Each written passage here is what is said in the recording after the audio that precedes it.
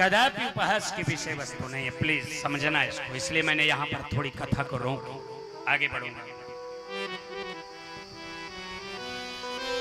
आज जिसने भी ब्राह्मण का उपहास किया है, इतना याद रखना अपने जीवन में, इसको जोड़ लेना। मन से, वाणी और कर्म से जिसने ब्राह्मण का उपहास किया है उसे ये दंड जरूर मिला है, ईश्वर ने दिया जाएगा। जहां चाहे ना वहां देख लेना, अथवा अपने जीवन में इसको जोड़ के देख लेना। दुर्वासा जी ने कहा ये तो अपराध कर रहे हैं। बोले महाराज क्या चाहिए? बोले हमारी भाभी हैं, लाला होएगो की लाला पूछने आई। तुरंत दुर्वासा जी ने कहा कि ये मूसल पैदा करेंगे। क्रोधी थे, जल उठाया कमंडल, ले प्रसाद पहले। आए हो इतनी देर से, लपर लपर कर रहे हो, ले पकड़ प्रसाद। ऐसा जनयिष्यति सद्यः मूसलम कुलनाशनम।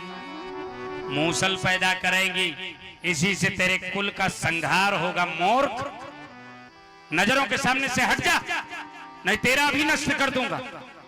भागे दौड़ करके 2-4 कदम आगे बढ़ के तुरंत महाराज जो वस्त्र खोला, जैसे ही वस्त्र खोला एक मूसल गिरा,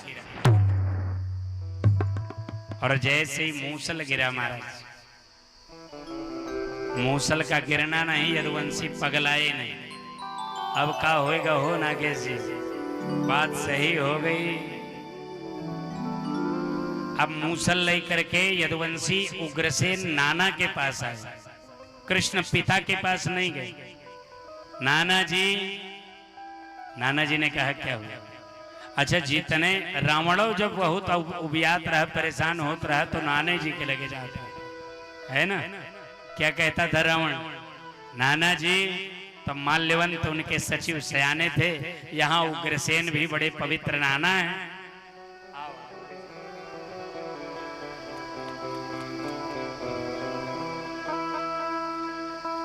महाराज जैसे ही कहा, नाना जी आज हमसे एक अपराध हो गया।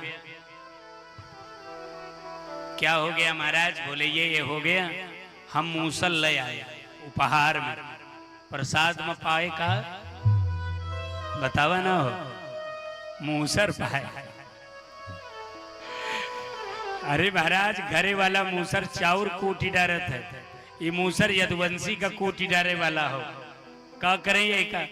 नाना जी ने कहा बहुत गड़बड़ काम किया। काम तो बहुत गड़बड़ किया, पर अब कर ही डाले हो, क्या बतावें। ऐसा करो इस मूसल को चूर करके समुद्र में फेंक दिया। समुद्र की लहरों ने मूसल के चूरे को उठा के बाहर फेंक दिया। एरका नाम की घास हो, मूसल में नीचे एक साम होता है। माताएं बहुत अच्छा सुन रही हो, इधर देखो बिल्कुल सामने, जो तनिक भी इधर उधर नहीं होना। अच्छा, मूसल में एक लोहे का साम होता है, और महाराज आज उस साम को, पक्के लोहे का साम होता है, कच्चे पक्का ना एकदम, बोलो। जैसे ही महाराज कूटना प्रारंभ किया ना, घिसना प्रारंभ किया, इसे घिस डालो। घिसते घिसते इतना सब बचा था, शाम हो गई हो। आओ आओ मास्टर साहब, जय हो। शाम हो गई, जो मूसल के शाम को घिसते घिसते हो इतना बच गया। तिवारी जी तो मारे गुस्सा में यदुवंशी फेंक दिया, है ना। अरे भाई ऋषि के भाषा कब गड़बड़ थोड़े होते। एक जने ज्योतिषी रहे तो चला जात रहे कमाए, उनके ज्योतिषी चलत न रहे ज्योतिष, तो कहीं चली बंबई न कमाई आई। रास्ता में एक मरुस्थल पड़ी गया, तो मरुस्थल में एक खोपड़ी पड़ी रही। आदमी मर गया था। आदमी मर गया था, उसके शरीर के और कोनो भाग नहीं रहा, ना मांस ना चमड़ी।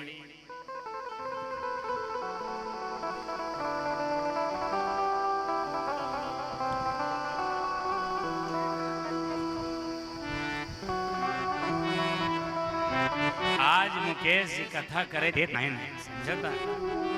चला खींच ले हो लास्ट हो कई ले भाई 12 भाई हैं भाई साहब हिसाब से राय का है समझता विदाई के जूनी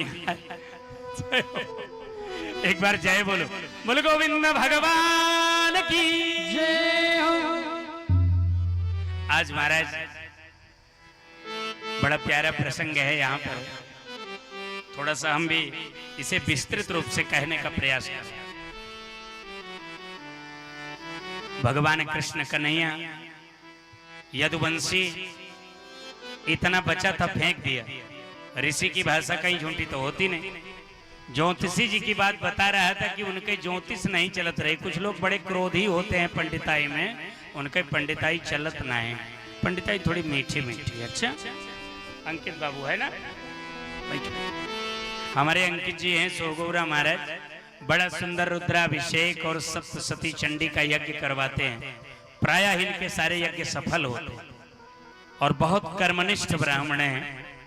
तो ये बड़े मीठे। एक दिन हमने इनसे पूछा हमेशा व्यस्त ही रहते हो, कारण क्या है? बोले महाराज सब आपकी कृपा है। बस उतने शब्द से हम समझ गए बच्चा हमारा मीठा बहुत मधुर वचन है, औषधि कटुक वचन है तीर, और श्रवण द्वार हो संचरे साले सकल शरीर।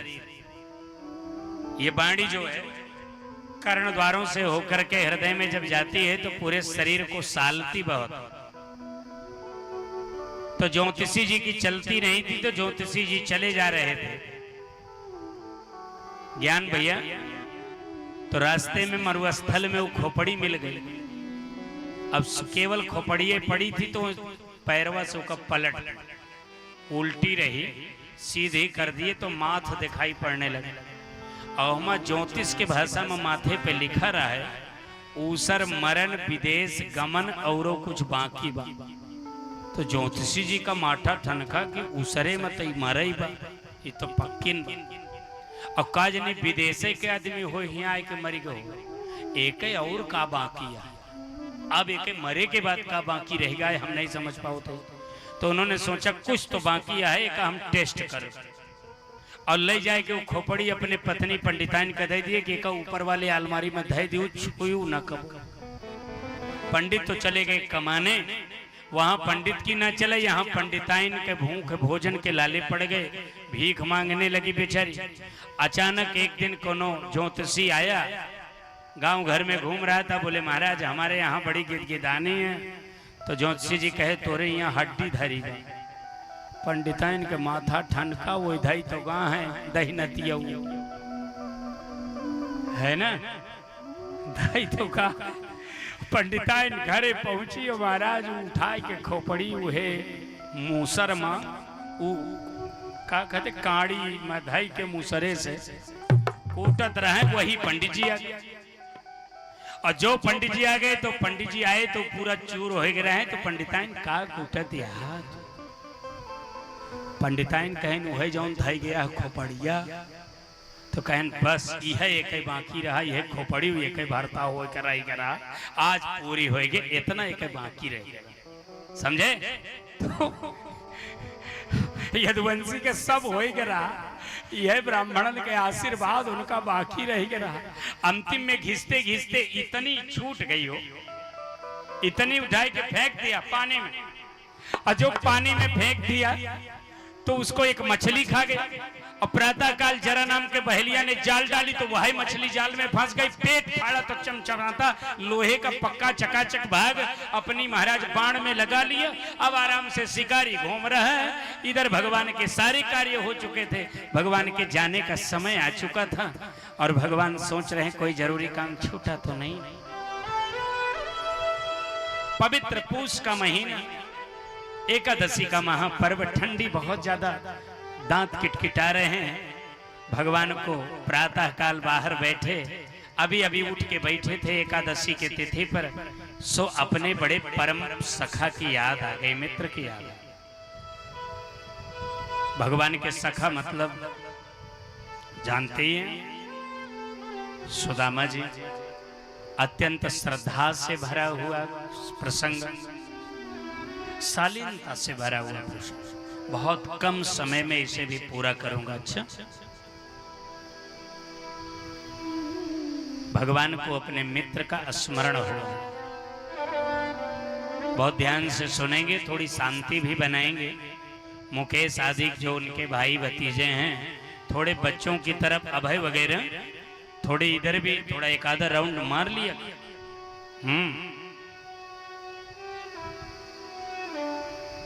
शांति बनाएंगे क्योंकि चलने का समय है। थोड़ी सी बात और रखने का मन कर रहा है। भगवान स्मरण कर रहे हैं कि सुदामा क्या कर रहा हो। सुदामा पर जब थोड़ी सी चर्चा करते हैं तो आजकल कभी कभी सुदामा जी को झांकी में लगा दिया जाता है, जो मुझे बिल्कुल अच्छा नहीं लगता। जरूरी नहीं कि मुझे नहीं अच्छा लगता तो आपको ना अच्छा लगता हो, पर सुदामा का प्रसंग मनोरंजनात्मक नहीं है। सुदामा का प्रसंग त्याग का प्रसंग है, वो भिखारी का प्रसंग नहीं। अयाचक ब्राह्मण है सुदामा। सुदामा दरिद्र नहीं है। दरिद्र और संपन्न की परिभाषा मालूम है आपको? बोलो, नहीं मालूम? आप तो यही सोचते होंगे कि हम एयर कंडीशनर रूम में रहते हैं तो संपन्न होंगे, और ये छप्पर माँ है तो ये दरिद्र होंगे। नहीं, दरिद्र वो है, बहने ध्यान दें, दरिद्र वो है जो असंतोषी है। जिसको असंतोष है वो दरिद्र। अकिंचनोपि संतुष्ट, घर में फूटी कौड़ी ना। पर यदि संतोषी व्यक्ति है मुकेश जी, यदि वो संतोषी व्यक्ति है तो फिर उससे संपन्न कोई नहीं। राजेश जी, कौशलेश जी, उससे संपन्न कोई नहीं है धर्मेंद्र जी जो संतोषी है। घर में फूटी कौड़ी ना हो, पर किसी को देख के ईर्ष्या नहीं करता तो वो संतुष्ट। हम 5 मंजिला मकान में रहते हैं,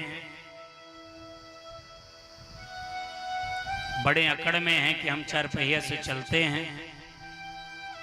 पड़ोसी खपड़ेल मकान में रहता है, अचानक पड़ोसी 20,000 ईंट गिरा करके एक आधा मोटरसाइकिल ले लिया। सो आपके दिमाग में धंस गया इनके कहां से हो गया बनवाने को। तो ये सबसे दरिद्र है जो किसी और का बनता हुआ नहीं देख सकता। प्रतिष्ठित व्यक्ति वो नहीं है जो प्रतिष्ठित व्यक्ति वो नहीं है जिसकी बड़ी प्रतिष्ठा है। प्रतिष्ठित व्यक्ति वो है जो औरों को प्रतिष्ठा पाते हुए देख पाता है। धनी व्यक्ति वो नहीं जो धनी है। धनी व्यक्ति वो है जो औरों को संपन्न होते देख पाता है।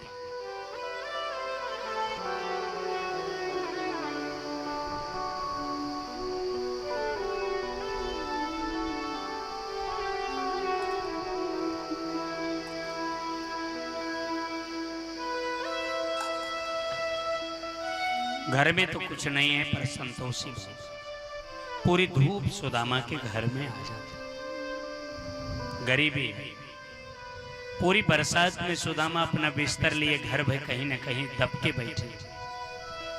आजकल तो सबके पक्के घर हैं, पहले सबके पक्के घर नहीं थे। जब तो जब पानी वानी बरसे लगे हो कमलेश जी, याद होगा जरूर, तो बटुई लेके, भगोना लेके, करहिया लेके, जहां देखा वहीं जहां टपकत रहा है वहां रोपे खड़ा रहे पड़े,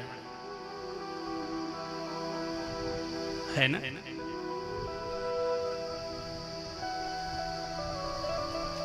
कभी कभी पानी बरसता था तो पूरी गेहूं के बोरी भुसौला में सड़ जाती, भोजन के भी लाले पड़ जाते थे। सबने गरीबी देखी है, सबको गरीबी के बारे में पता है। बस मेरा इतना संदेश है कि अपनी गरीबी के आड़ में अपनी उपलब्धि मत गिनो। कि हमारे कुछ नहीं था, फिर लखनऊ में फ्लैट लिए, फिर बनारस में लिए, फिर अयोध्या में लिए, फिर 4 पहिया लिए, फिर ये लिए, फिर बगिया खरीदे। ये सब मत बताओ प्लीज। फिर क्या करें?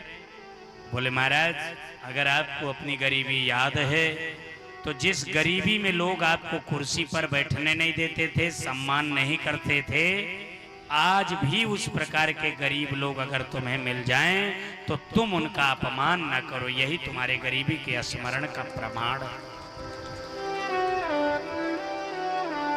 हमने तो देखा है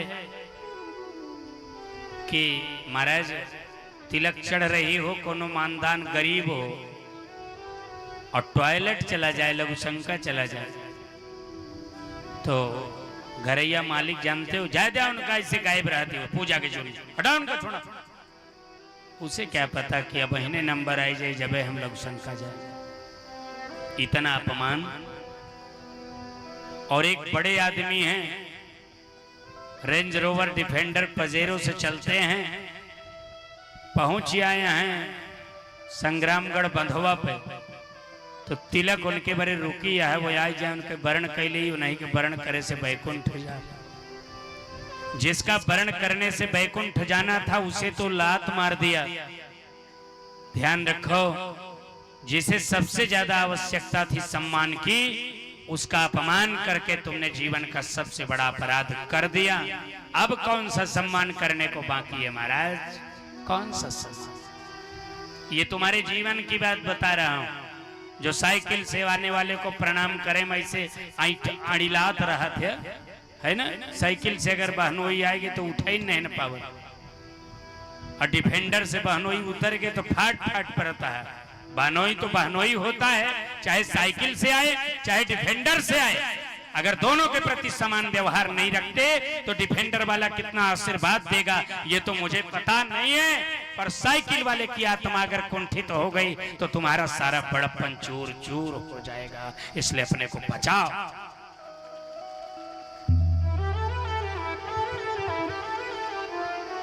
बनी के चेहरे पर लाखों निसार होते हैं, बनी जब बिगड़ जाए तो दुश्मन हजार होता है।